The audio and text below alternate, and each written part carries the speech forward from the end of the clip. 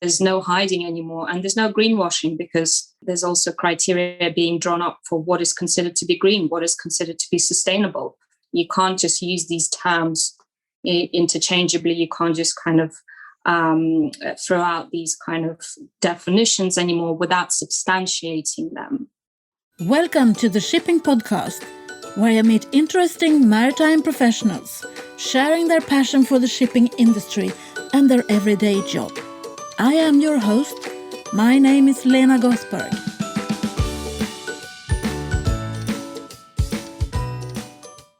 Hello, Shipping Podcast listeners, and welcome to the 164th episode of the Shipping Podcast. Today, we will be diving into ESG, which means using environmental, social, and governance factors to evaluate companies and countries on how far advanced they are with sustainability.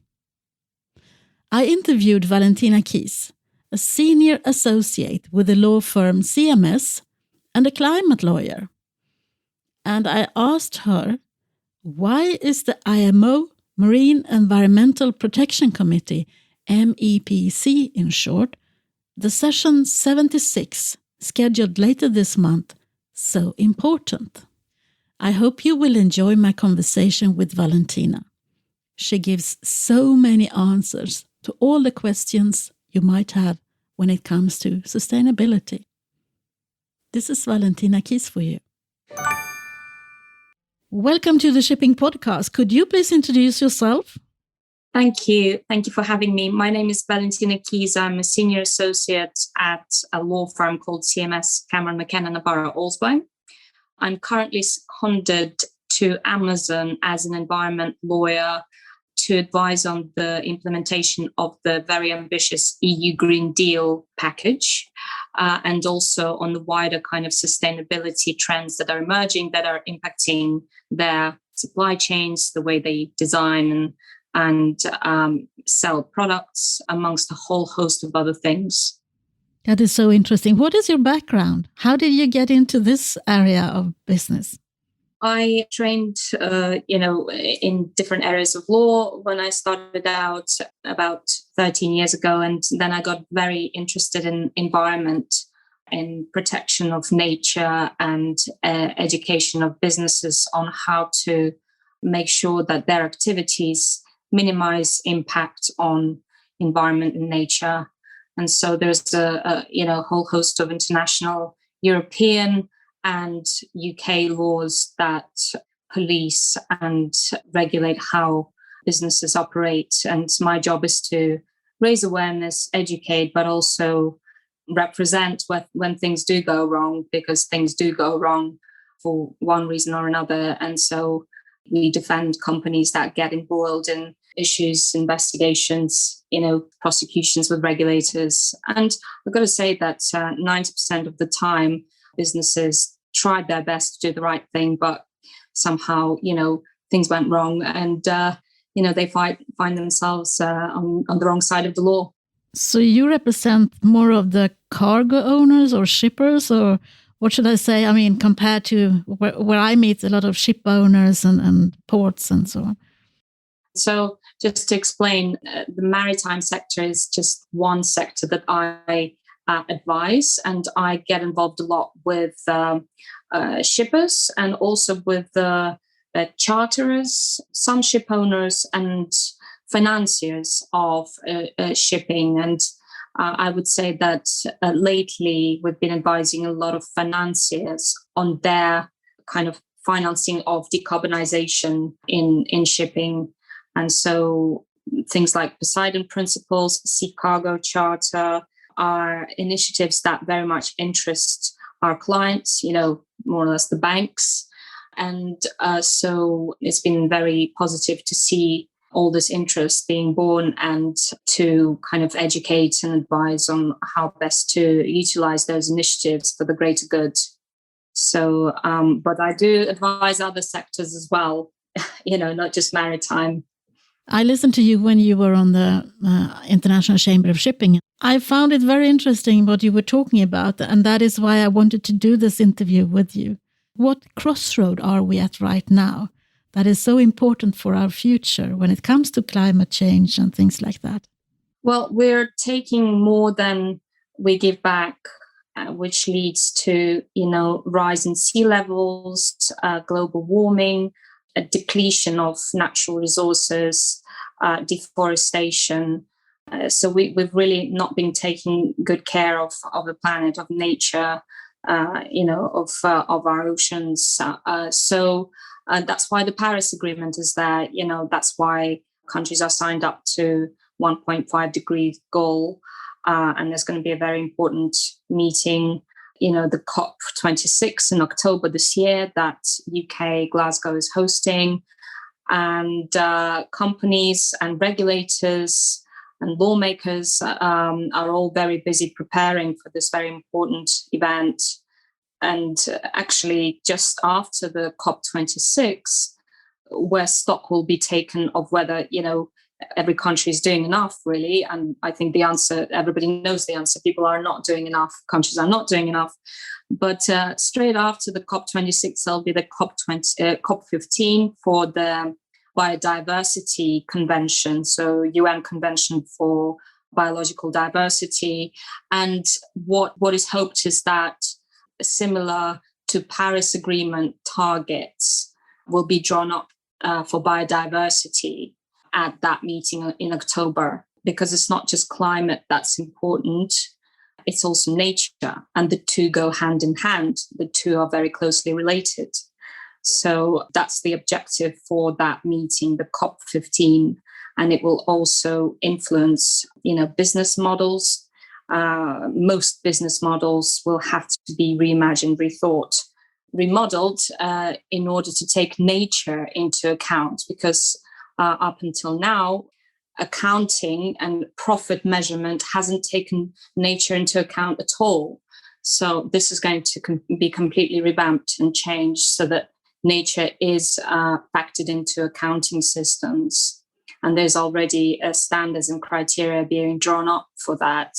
And if you look at the European Green Deal agenda, biodiversity, the health of marine resources, it's all a very big focus area. It's one of the deliverables under the European Green Deal.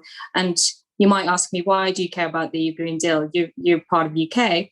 Well, actually, UK is trying to lead by example as well. It wants to be the leader in this sphere. It's also factoring biodiversity and deforestation, nature into our own policies. We've got an environment bill that's being drawn up, and we will have our own long-term environmental targets and biodiversity targets. And for example, any new developments will have to achieve a biodiversity net gain of 10%. So you'll need to kind of offset and make sure that whatever developments, whatever projects take place, you give back, you restore, and you enhance. In addition to restoring, you're also enhancing the biodiversity around your activities. So lots and lots of exciting change happening that, we're living in unprecedented times. The economic transformation is unprecedented. And the way companies do business, it's fascinating how they're having to rethink it, because they will be held to account. There's now, reporting requirements being mandated, due diligence of supply chains, having to look at not only human rights and environment, but also impact on nature, impact on environment. So companies, large corporates like, my current employer, Amazon, will have to measure their carbon footprint and report it publicly.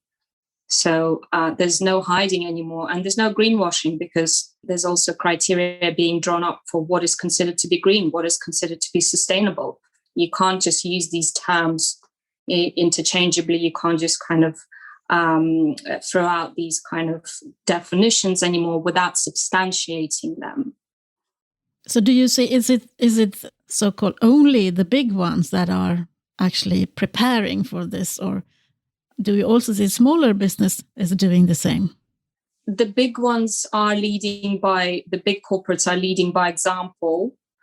because they recognize, because they're under pressure from their customers, consumers, from regulators, from their own employees even, to act on nature, act on climate. So they're having to do this. Their hands are tied. And they also, actually makes economic sense to them. They realize that, their supply chains, their value chains are heavily dependent on the resilience factor, the long-term resilience and risk management. So it's a risk management issue. ESG is a risk management issue, and it's got to be factored into every decision making these days.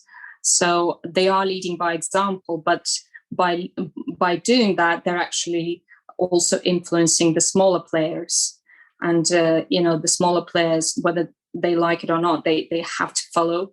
Otherwise, they won't be able to not just compete with the big guys, but just sustain themselves, because they're dependent on the big guys as well. So what are your advice to people who are or companies that is just starting? Where do you start to live up to the new rules? How do you start that journey? Well, it's a very big question. But if you look at the shipping industry, they are under pressure from, for example, you as a ship owner are under pressure from the likes of, Zara's and Amazons of this world to ship products, ship cargo in a sustainable way, with minimum impacts on environment, on marine waters, and in cleaner ships. So there's no ignoring it. You can't, unless you kind of live in a forest in a hole, you will have heard about the Paris Agreement and the net zero targets that, big companies are signed up to, smaller companies are signed up to. So it's about being aware. It's about taking the right advice where need be. The legal advice as well comes into it. It's about doing your due diligence, doing your research, and making sure that you are as well informed as you can be if you're, running a ship company, for example, or if you're investing in ships, you need to make sure that what you're investing in will actually long-term have minimal impact on environment and will meet the requisite targets. So the IMO, the International Maritime Organization, has set a very ambitious target of reducing emissions by 50% by 2050 for shipping. That's global shipping.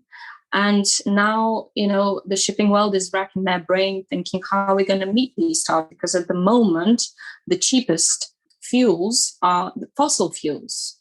And, there needs to be a lot of incentives, both carrots and sticks, to support this transition to alternative fuels, which at the moment are more costly. But in the long term, with the right carbon price, prices will go down.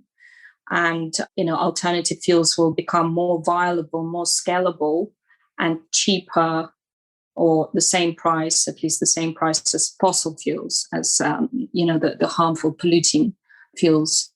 So, everybody says the future is hydrogen, the future is ammonia. And I think that, it's part of the mix. Hydrogen, ammonia, they're going to be a very important part of the mix. Low sulfur fuels, biofuels, if they're sourced sustainably, without leading to deforestation and kind of other knock-on effects and negative impacts. So, yes, I think to answer your question more tightly, I would say make sure you're well informed, before making business decisions and making investment decisions, and that you take climate and nature impacts into account amongst a whole host of other ESG factors. Well, the standard answer from people from the ship owning side has always been, we can't afford it. So who is going to pay for this development? Yes, I know they keep saying that, but I think it's going to come down to them not being even able to run their business, not even be able to sail their ships in the next decade or so, if those ships are still highly polluting and damaging to environment, damaging to nature. So it's not really a question of if anymore. It's just a question of how. And that's why there's a lot of work being done, very good work being done at international level. And we'll see positive kind of solutions and outcomes, hopefully coming out of COP26 and also COP15 on biodiversity, which will send the right signals of certainty to the investment community, to businesses, so that those investments can be made confidently in alternative fuels, in the refueling infrastructure, in port facilities that would, help the shipping industry to make this transition. And the risk is stranded assets, and the risk is not being able to sail up highly polluting, dirty ships at all if costs are placed above everything else. But you see the pressure coming from consumers and from finance, or pressures coming from consumers, from charterers, from finance as well, through sustainable loans and kind of green bonds, Poseidon principles, sea cargo charter. The EU taxonomy is going to be huge because it will actually define the criteria by which you can call something green. And you'll have to show that the investment that you're making does no environmental harm.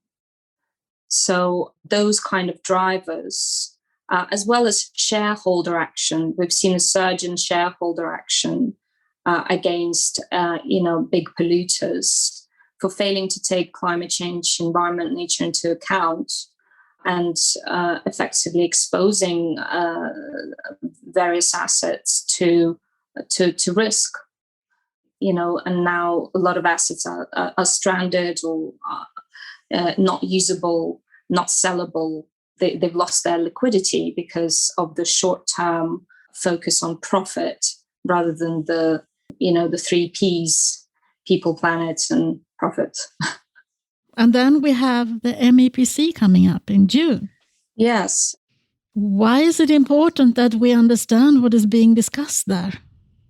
MEPC is important because it will be reviewing the trajectory, the trajectory of the IMO agenda, so the 2050 targets, and whether they're still aligned, whether they're still kind of valid against the backdrop of everything else that's happening, COVID and, the slowdown in economic activity, although we've seen that now this recovery is showing signs of hope. So MEPC 76, which, yes, you're right, it is scheduled to take place in June, subject to it not being postponed, will basically decide on whether to introduce mandatory energy efficiency requirements, tighter mandatory energy efficiency requirements for ships by 2023, and then whether to introduce tighter carbon intensity targets by 2026. The MEPC 76 will also look at the merits and pitfalls of, shipping being brought into the EU ETS, the EU emissions trading scheme, because until now, shipping has been regarded as a hard-to-abate sector, hard to manage. It's global. There's no size fits all, so it's kind of not been seen as a manageable sector. But obviously that thinking has changed, and now transport and real estate, interestingly, are highly likely to be brought within the EU ETS. But of course, whether that's successful or not will depend on the carbon price, whether it's high enough to really drive investment and send the right signals to the market. Because if the carbon price remains low, then it will just be another offsetting measure. But this week, actually, a carbon price was as high as 50 euros 0.5. So that's the highest it's ever been. So it's actually great. There are great signs of hope there that the carbon price will be high enough to drive this change. And then you asked about funding. Another element that springs to mind is this proposal from the International Chamber of Shipping for the carbon levy, so that the 5 billion fund can be created to drive investment in low carbon fuels. So that will be a $2 per ton of carbon being levied against, on ship owners, so that money can be collated and put into this pot, into this green pot. And despite the shipping community saying that, it's very costly to make this transition, they're struggling as it is. There's been a lot of challenges with crew safety, crew changes during the pandemic. That's obviously a priority that needs to be addressed above all. No business is anything without their people. So as soon as the human element is addressed, then obviously attention will have to also turn to climate and low carbon fuels and energy efficiency, and looking at all these options of how to achieve the 2030 target of zero emission vessels in deep sea. How do you achieve that? We know that the big players are exploring ammonia, hydrogen, hybrid vessels, but it will be very interesting to see what the mix. I think it will be a mixed bag of solutions. But what's positive is that they're all thinking about it, they're all talking about it, and collaborating to make this happen. I think we could see that when way back when the SECA rules were introduced in this part of the world, in Scandinavia, there were so many people putting their thinking caps on. They started out by saying that will never happen. We can't do this. We can't live up to this. This is wrong. We don't know how to do this. 5 years later, they were the leaders in the world of how to try and how to achieve. And we became the center of LNG in Sweden and so on. Yeah. So I think just by knowing that there is a limit there, or we need to hit this at that time, puts pressure on creative minds, I think. Where there is a will, there is a way. And also, I think regulation really does change the rules, and it sends the right signals, because it sends the right certainty to the investment community and to businesses. So, and the way that policy and regulation have always played out is that if businesses didn't do enough through voluntary initiatives, then the requirements were mandated to make something happen. But I think for a sector like shipping, and I may sound like I'm saying this because I'm a lawyer, but I really have been doing this for 13 years, and I've seen the power that regulation has to drive change, to drive unimaginable change. So I do think that the shipping industry actually welcomes regulation, because it gives that certainty and level playing field that they so need, that they so desire. Yeah, and I also think that it has also made politicians and other decision makers interested in the maritime industry in a way we haven't had that before, which is good in a way. Absolutely, because we can only work together towards the future if we know about each other's problems. I mean, if I tell you about my problems and you understand that, then maybe you don't put up a rule which is completely against what my problem is. Absolutely, that's a good way of putting it. Yeah. But, there are already talks that the 50% reduction that the IMO has set by 2050 is not enough. And so, US, for example, is calling for net zero for shipping by 2050, carbon neutrality target. So I wouldn't be surprised if at the next IMO meeting, they discuss this carbon neutrality target. Because let's face it, Europe has a carbon neutrality target by 2050. UK has it. Lots of other countries have it. So it's not inconceivable that that figure will actually be imposed. That very ambitious figure will be imposed on the shipping industry as well. And I think that will accelerate any action that's already taking place. I think it will be the right signal. And I think maybe that will also make the collaboration even more interesting, because the countries that and ship owners that has been successful in trying to achieve these goals might help the ones that has not. So we need to collaborate on that level as well. Absolutely. Yes.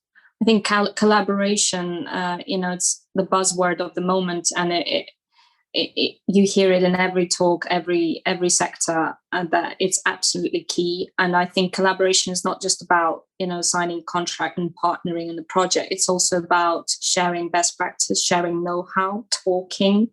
Like you said, I tell you about my problem and why I don't struggle to do what you want me to do, and you tell me about your problem, and then we try and meet halfway. So it's not just about doing, it's about dialogue, it's about brainstorming. And there's so much happening. There's so much change happening. I mean, the smart mobility strategy that's part of the EU Green Deal, that strategy alone has 82 initiatives under its umbrella. And how do you, as a business, for example, a shipping company, how do you keep on top of all that is happening on a daily basis in EU, UK, and every single member state? And when the EU goes and passes another directive, that creates another headache, because then each member state has to implement that directive because they have this flexibility of how they do it. And inevitably, every country implements the law in their own way. So there are divergences. And if you've got a multinational business, you've got a headache of trying to understand what laws, what intricacies and divergences apply in every single country. So that's why I think EU regulations are so much better, because they have direct effect and there's no wriggle room, there's no flexibility. Member states just have to apply it as is. So I think going forward, what would be helpful if the European Commission actually passed more regulations than directives. Well, I mean, and then on top of that, I'm thinking about being a ship owner. I mean, on top of the EU regulations, there is the IMO. And I mean, I find it hard to follow. I mean, you have deep dived into it, so you know all the differences in this. But wouldn't it be easier if they tried to reach some sort of common ground also when it comes to regulations? Or am I wrong there?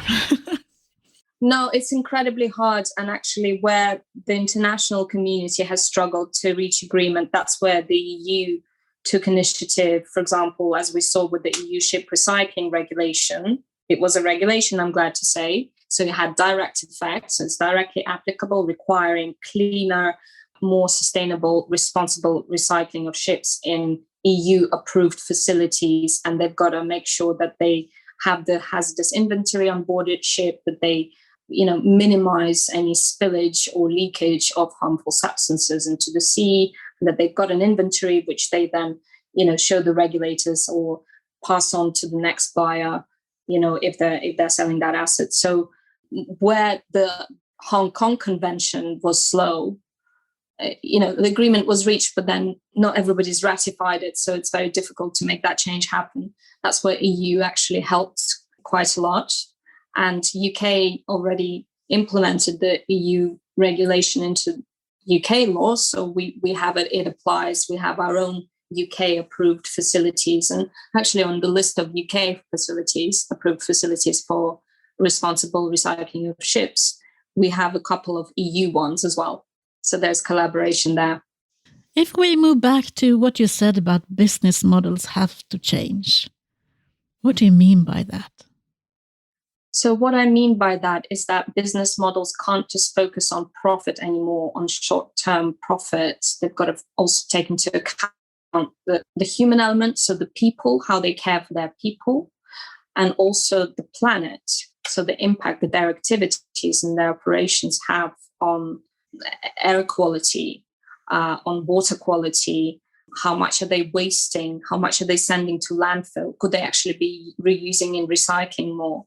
and on planet as a whole, nature, biodiversity, enrichment of forests, or, the afforestation is the formal term for it. So all of those elements need to be taken into account, this holistic approach, rather than disjointed short-term thinking that's prevailed until now. And then, of course, we had the pandemic, and it really made all the policymakers rethink why this happened. And, there is evidence to show that where there is a big strain on nature, deforestation, for example, we've lost 1 million species globally and still losing.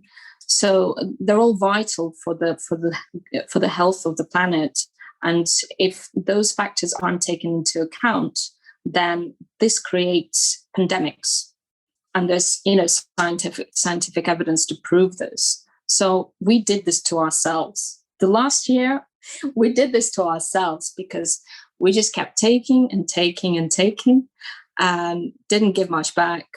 And so we were all sent into our homes, locked up, and told to think long and hard about what we've done. And I think we have been doing that.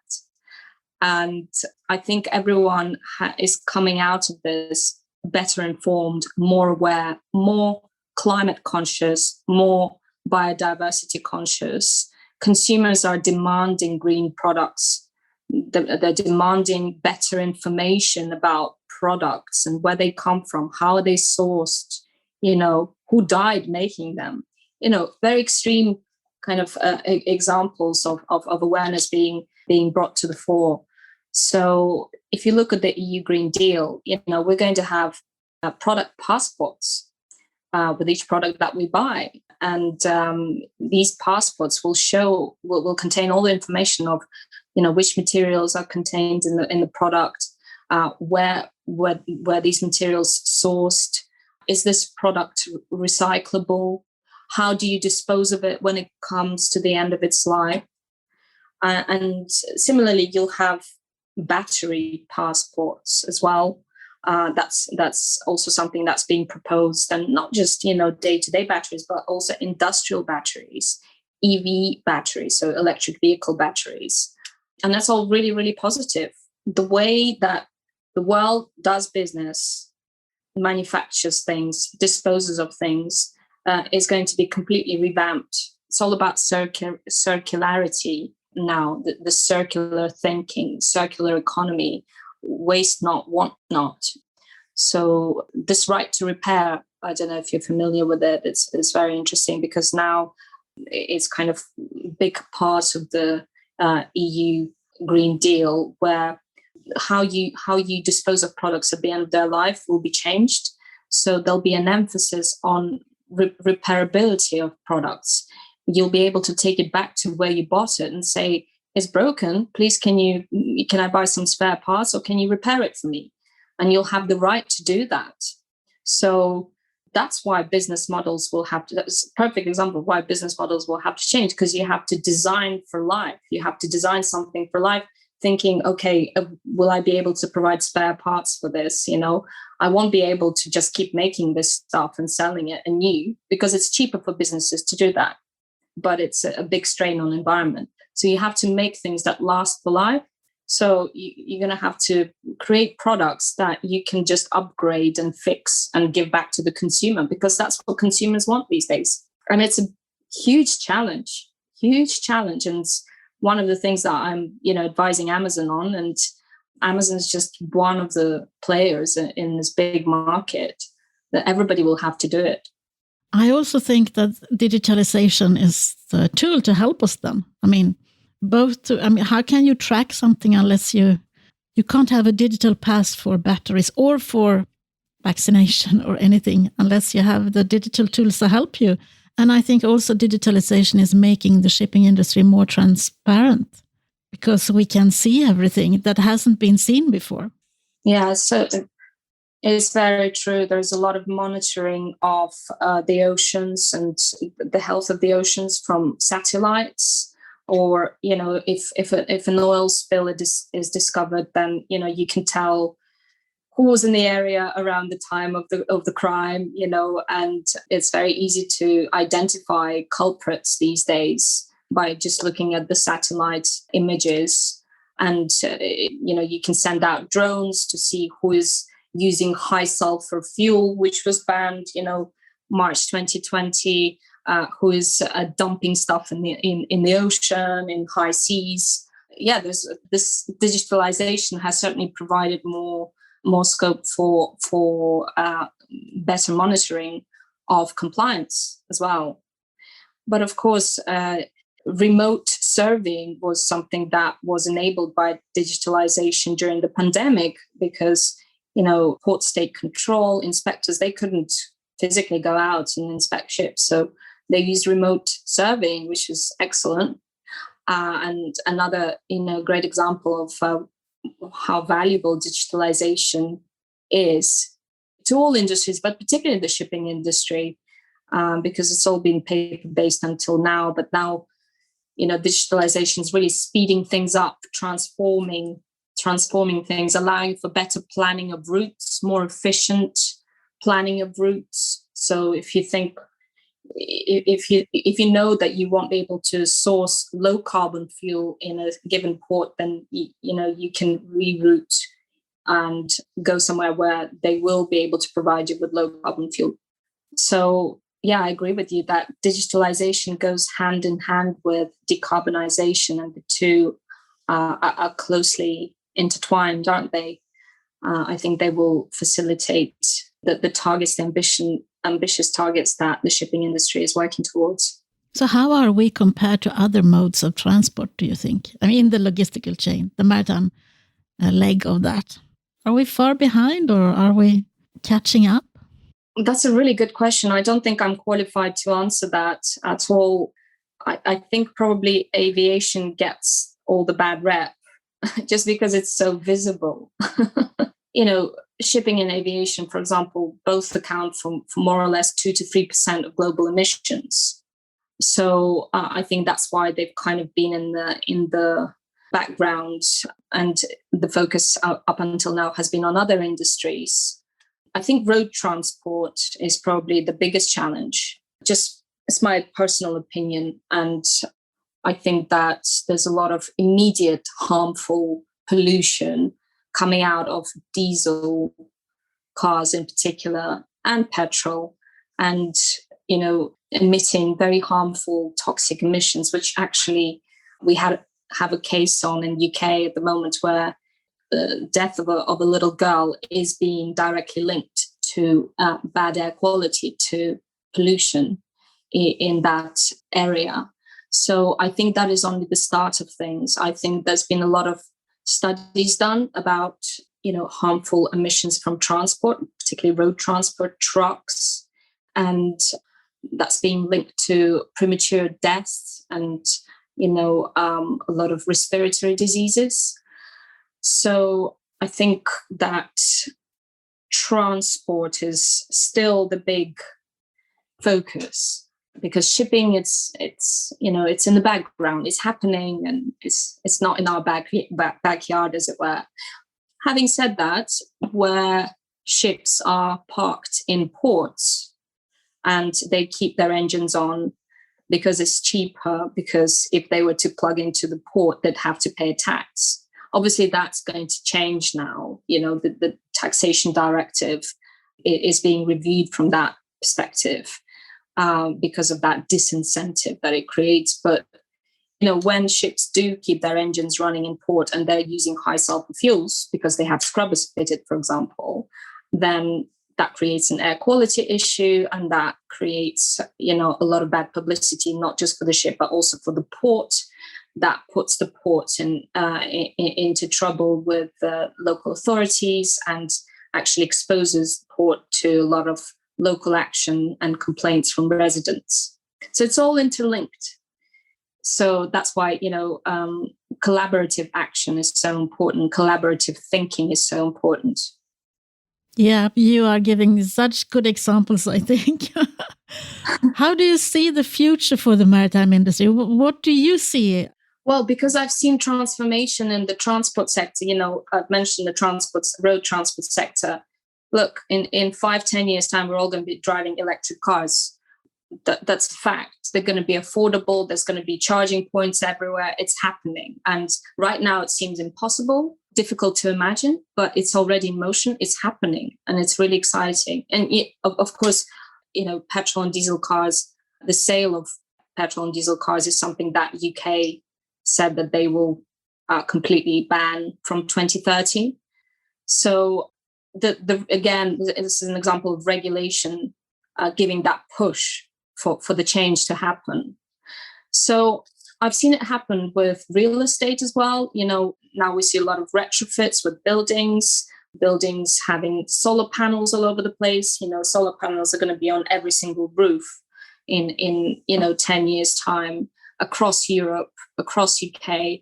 People will be using cleaner, low carbon boilers and get rid of the, harmful gas boilers. So there's a lot of incentives for that. And there's a big renovation wave that's going to be happening in Europe and in UK. And if those industries can do it, this is what I'm getting at, then of course shipping can do it. The technology is there. We keep hearing the technology is there. There's just a need for more incentives, not just stakes, not just, taxation and kind of regulation, but also incentives and help for the industry to make this happen, to make this transition happen. But it will happen. You can call me an optimist, but I've seen this happen before with other industries. So I have no doubt that it will happen with shipping as well. Let's have this conversation in 5-10 years' time again and see whether I'm proven wrong or right. I would be happy to have that conversation with you prior to 5 years, maybe 3 years, and see what happened. Because things are moving fast now, I think. Yes. Thank you very much, Valentina, for being a guest on the Shipping Podcast. It was really a great pleasure to hear you talk about what's going on and where should we start our thinking and so on. So thank you for taking the time to speak to me. Thank you very much for having me. It's been a real pleasure. Thank you, Valentina. I learned so much from our session. You managed to raise my awareness and educate me on how we all need to shape up now and become well-informed to meet the future. I will make sure to put links to all the initiatives that you mentioned in the show notes of this episode so that everyone can have a look for themselves. And I really hope that your wish for more incentives comes through. It's not enough with sticks. We need some carrots too. As we are approaching the Day of the Seafarer on June 25th, the next episode will be focusing entirely on a fair future for seafarers, as that is the theme that IMO has chosen for this year. So, until the next time, from me to you, over and out. Thank you for listening to the Shipping Podcast. Don't forget to tell everyone that you meet that there is a shipping podcast available and that they should download it and listen to the maritime professionals who are sharing their passion for the shipping industry.